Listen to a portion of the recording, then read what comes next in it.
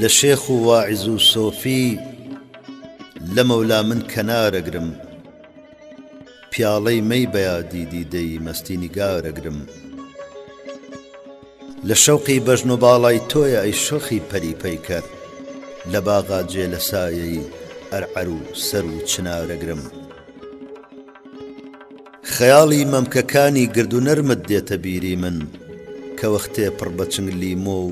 بەی و سێ و هەنارەگرم خوڕەی فرمێسک و نەعرە و فوغانی خۆم لە بەرچاوە کە شەو من گوێ لە دەنجی نەعرەی هەوری بەهارەگرم وتم چاکت ئەسیری حەڵقەی ئەو پەرچەمەت کردم وتی شێتی بە تایەم زوڵفە من شێری شکارەگرم